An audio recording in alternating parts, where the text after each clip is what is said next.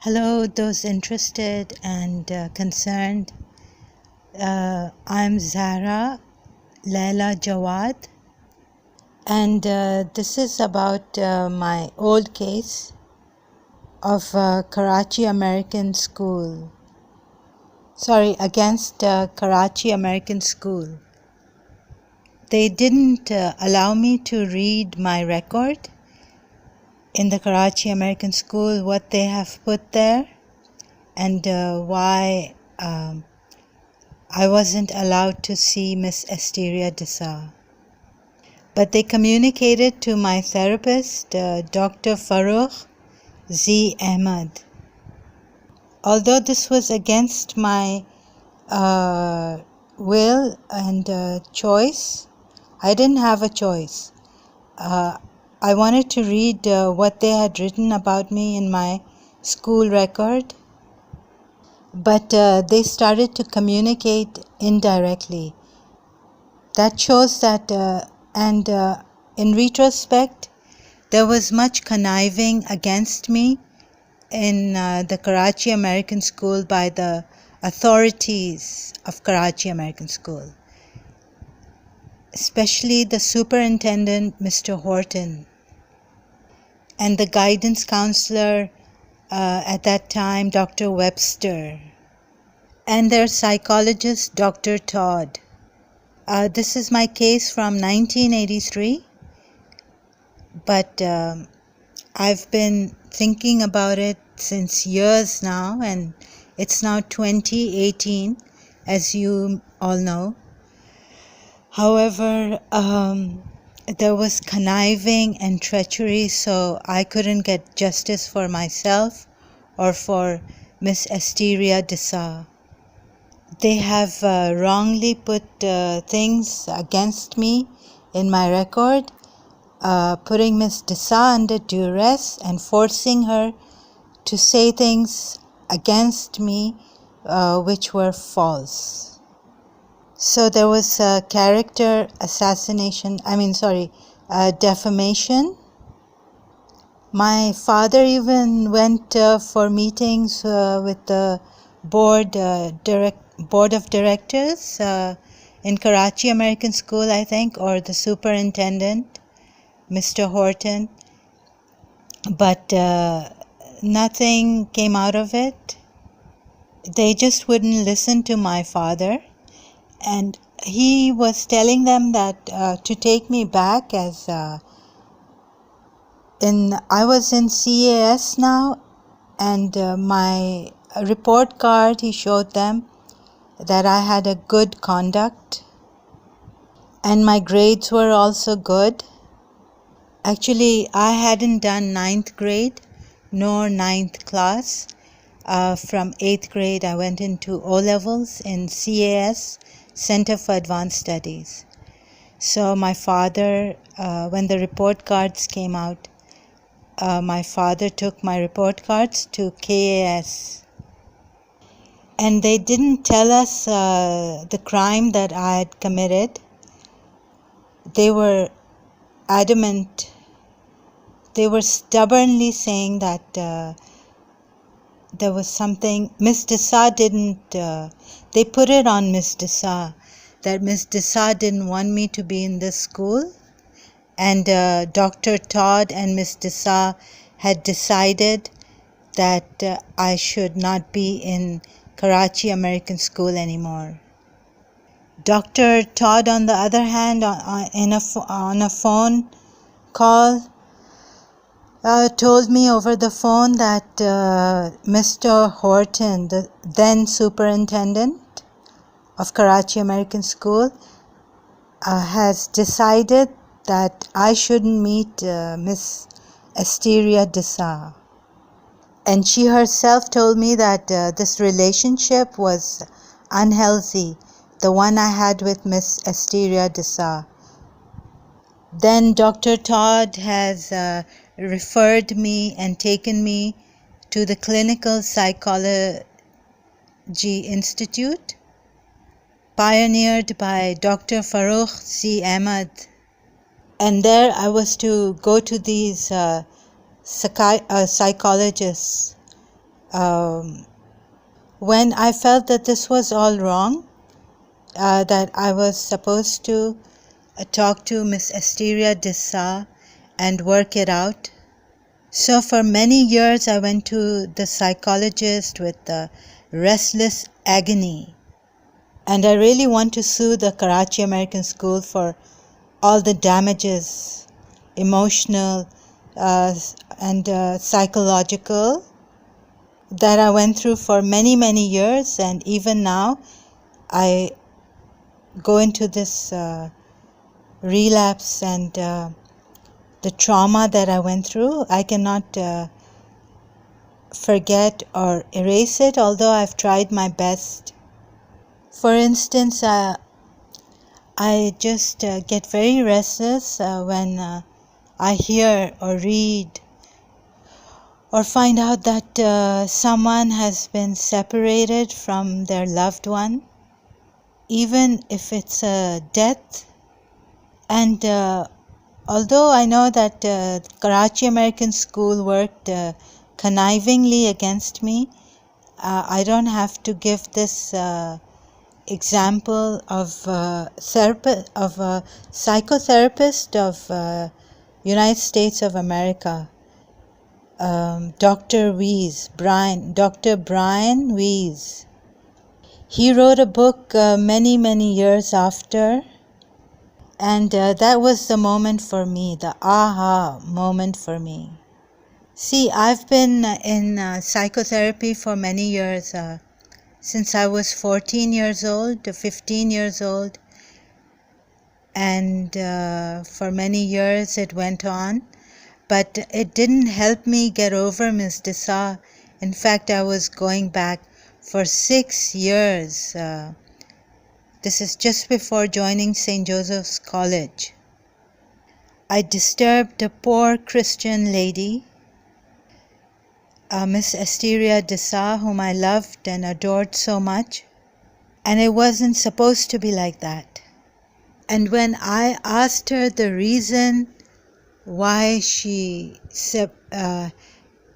separated me from her, and I told her that I would leave her instantly if she gave me the gospel truth. This is what I told her over the phone, early morning, calling her and telling her that I'm going to leave her.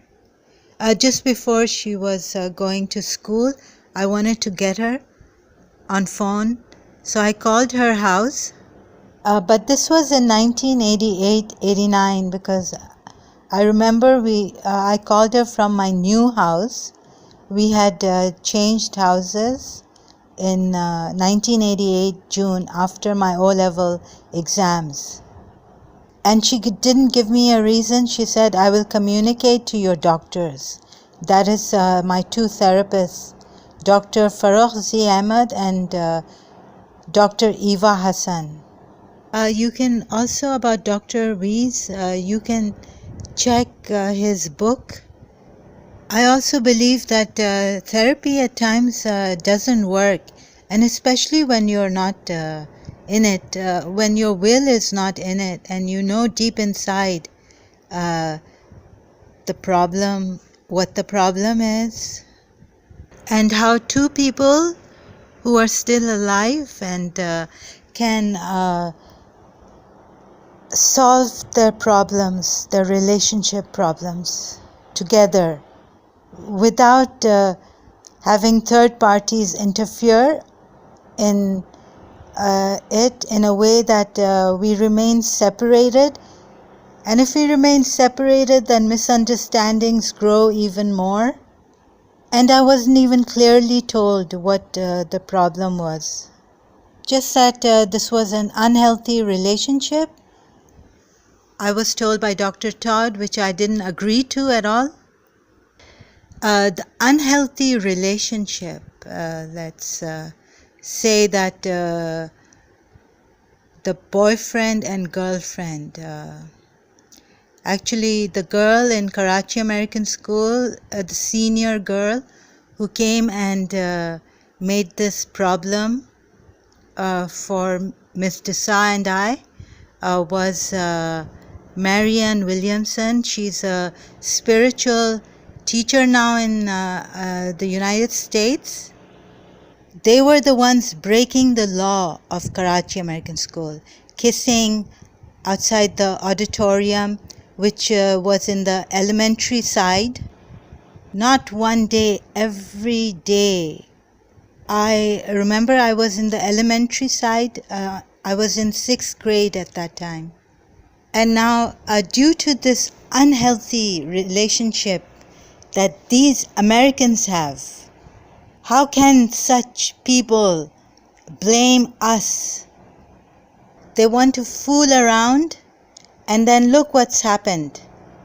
Marianne Williamson, you can see, is a single mother of a daughter who could not even keep her partner under one roof, while we, my mother, my father, and I, and my other siblings, lived in one house, under one roof, committed, no matter what. My mother was 13, 14 years old when she got married to my father. She had her share of troubles in her married life. So my mother and my father, they had a soft heart, and they sacrificed for their children. They remained together under one roof. No matter what we went through, and we went through a lot, but we remained together.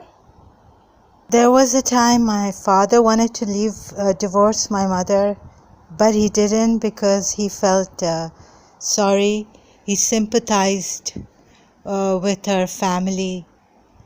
And there was a time when I remember my mother told her aunt when she came to London from the United States that she doesn't get along with her husband, my father. So my grandaunt, her aunt, told her to take a divorce from my father. But she told her aunt, Zahra auntie, that I'm very attached, me, Zahra, her daughter, is very attached to her father. So for this, and Zahra auntie had taken care of my mother. Even then, my mother didn't take her advice to leave my father. She told her that we don't get along with each other. So I was brought up in this family environment where the parents do give their all, do their best, and to work things out. They keep trying, they don't give up. For the sake of the family and their children, and see how important a mother's presence is, even if she's not well. At least for me, I cannot go back to Karachi, even at this age, because my mother is not there, even though my father is there. So one should let the people in the relationship decide mutually what they want, what they can't stand, and when it's time to leave one another. Nowadays, and some years back also, there was this thing of coming from America, the United States, that every child should be given a choice. An individual should be given a choice to decide what to do. And this I hear nowadays a lot about. When it comes to religion also, I've gone through the videos of these ex-Muslims in America saying that America gives them has given them the liberty to make a choice, and in religion they have no choice. They had no choice. Their parents didn't give them the choice to decide what is right and what is wrong by their own selves. I think the United States devil is playing very cool. You know, this devil is very, very smart, clever. If you choose to do wrong, then I wonder if the United States government will respect that choice of those ex-Muslims or any person in their country. And if done wrong to another, if their choices are such that they betray another or they do something wrong to another person, would this freedom of choice that we have been given, we now think that the Americans have given us and the West has given us this freedom of choice to decide it is our life for ourselves. So where will this freedom of choice be curbed? By the United States itself. I mean, this is absurd. You can't go out in the car driving and saying that I have the choice, I can drive the way I want to drive. Let the people die, let there be accidents, who cares? If our religion tells us something is wrong, in the long run it will be bad for us. Then if our parents stop us from doing something which is immoral in religion or wrong, it doesn't mean that they are controlling us. It means that they love us so much that they don't want us to make bad decisions or doing wrong things. You may superficially, and I'm telling you, you think superficially that you are free in the United States, but you are not free. Our choices are there, but they are limited. Look at the bad side, the negative impact it has on society, bad side of what these Americans, Western people would make us think is good. How enticing for our young children, the youth, to say that we have a choice. We can have physical contact, intercourse with someone with the opposite sex or even with the same sex. And then we can decide what we will do later, whether we want to commit or not. It is our choice. You are free to decide. And some of them will tell you, you have different varieties. You can have sexual intercourse with this person, and that person. And then you, if you want, you can decide to commit. And when you have a child, when you get pregnant, especially the woman, of course, and the man now doesn't want to commit with you or to you, he has a choice, and that choice is his, because the Western people have given him the freedom of choice. The women were given the freedom of choice, but once they had a child, they had to decide and commit themselves and not go on tasting other men until they find that this is the right taste for us. Or they become pregnant and then they want a man to commit himself to them. And another point is that I'm not saying that Islam is everywhere practiced in the proper way that it was meant to be for us. Our Muslims have made grave mistakes,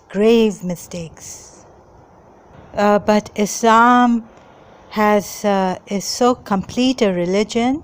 It has social justice. It has individuals' welfare, well-being, collective well-being and wellness. It has a vast wisdom that perhaps our youth have missed, even our elderly people have missed. And I could go on, but I have limited time, and the subject here is my old case against Karachi American School. I know that in law there some time limitations are there for a case, if you want to bring a case against someone, but due to the conniving treachery of Karachi American School against me and Ms. Disa, putting Ms. Disa in duress, now my eyes have opened, and so my case is ongoing. There should be no time limitation on this case of mine against Karachi American School. Thank you so much. I will continue later, inshallah.